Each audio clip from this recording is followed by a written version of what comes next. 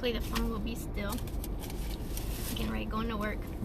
Today's daily reading, 291. I didn't get to it earlier, but I'm getting to it. Before I go in today, I'm going to read out of Get What You Want, The Art of Making and Manifesting Your Intentions by Tony Burrows. We are in the last chapter, chapter 14, and it is called Oneness. This one says, it's called The Magical Flow. You need not be concerned about the future, only the now.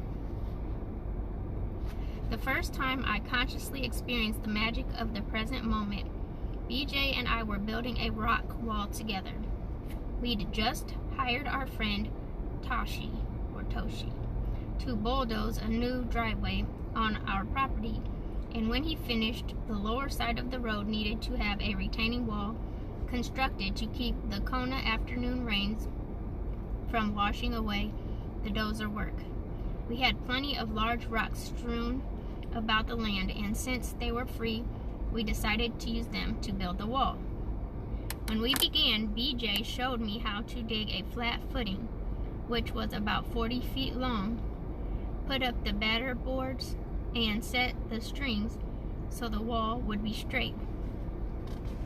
At the time, hold on, it seems like I missed something. Oh, at the time, it looked to me like it would take us weeks to complete the job. With the preliminary work accomplished, he started placing the rocks with the flattest side of each one facing outward and leaning ever so slightly into the hillside. My job, since I was new at this, was to gather the best rocks and have them ready for him to set in line. Needless to say, at first the job crept along very slowly. My work skills at that time were minimal, to say the least, primarily because I had never really done much manual labor before. As a result, BJ spent a lot of time idle waiting for me to bring him the rocks he needed. After about an hour of painstaking labor, we took a break and sat with our backs against the first few stones he'd set into place. The view of the entire southern Kona coast spread before us like a picture of paradise. BJ wasn't enjoying it like I was, however. He was staring at me with a disapproving smirk on his face. "Didn't anyone ever show you how to work with someone else?" he asked. "No." I wasn't sure where he was going with this. "Well," he said, "if we keep up our present pace, we'll be here all summer building this wall. You've got to wake up." BJ could be very blunt at times. I learned not to take everything he said personally, but sometimes it was hard. He knew how to push my buttons, and when he initially introduced me to the information, I agreed to allow him to test me so I could see my weaknesses and eventually be free of all my buttons. Little did I realize when I made that agreement that BJ was a master at button pushing. More than a few times I'd end up walking away from a heavy conversation with him, muttering and cussing about how he could be such a jerk to insult and belittle me like he did. I was just about ready to walk away this time too when he caught me. Only now he spoke in a gentler, softer tone of voice.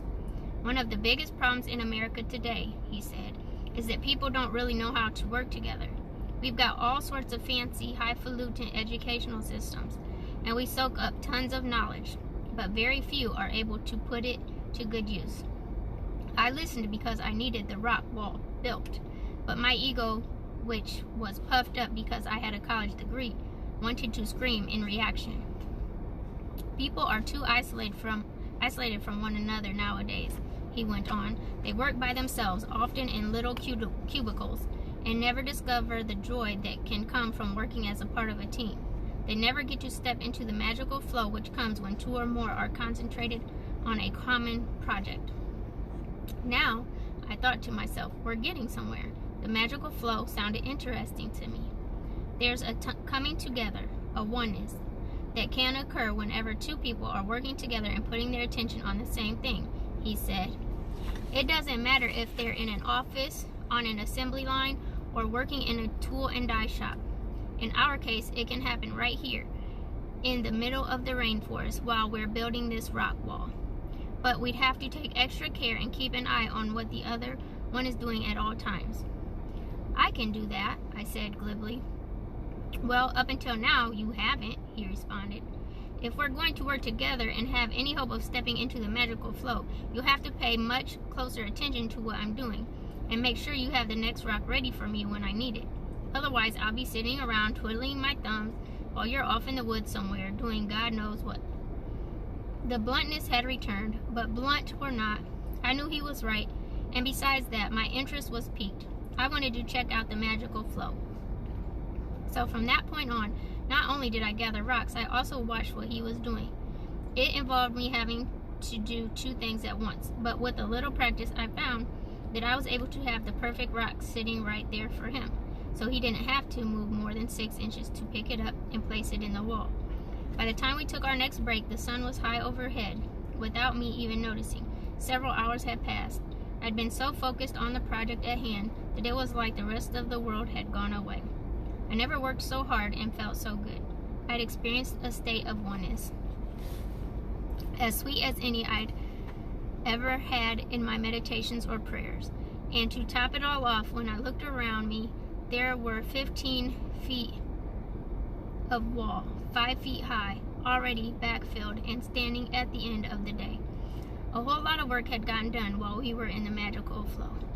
My intention for today is, or as I always say, my affirmation for today is, I affirm that I am in the flow where great mystery and miracles abide. I affirm that I am in the flow where great mystery and miracles abide. So, I'll let y'all meditate on that, being in the flow. I have to get into work, and that is true. Most of us kind of stick to ourselves and don't ever get the opportunity to enjoy that type of oneness of working hand in hand and side by side with someone else. So when you find those opportunities, make sure you take advantage of them. Anyway, I'm sending out love, light, and healing energy. Ask that you pay it forward and pass it on. Until tomorrow, peace. Later.